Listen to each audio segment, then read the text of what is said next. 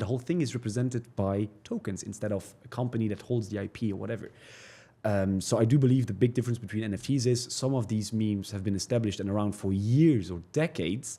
Now, when the team does well, they take funds, they approach the actual origin source of that meme, they buy the IP, and then, it gives the whole thing a little more longevity and seriousness. And this is, I think, a little difference between NFTs, where they were just making stuff up. They got capital up front. The team's like, I just sold out $1 million worth of worthless NFTs in 2 hours. We've done great marketing.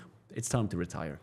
Do you feel like, off the back of what you just said there, do you think there's a possibility of it going a step further? So they buy the IP and then they create an actual... so essentially it starts as a meme coin, it raises funds. And this is exactly what they do. And then it turns into a company. 100%. So like 100%. that Hawk 2 girl, she was a meme and now she's got a massive podcast. And this is tours. exactly what is happening right now. So the same way, similar to what I do in my company now, is once you have the money, once you have the funds, once you have... In our case, I funded the company up front, so it's even...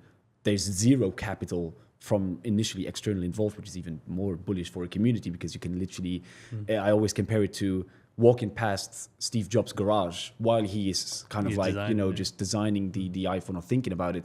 And then you being like, oh, don't you maybe need $1,000 just, to go and get a plane ticket and see someone in Silicon Valley? Yeah. And then, you can get 30% or 5% of the company for that plane ticket, for example. Like, it's such crazy early stage, which then again makes meme coins and crypto just so exciting, because sometimes if you look through all the bullshit, you just find these crazy early projects that will end up doing hundreds of millions of dollars of volume and go into billions of market cap.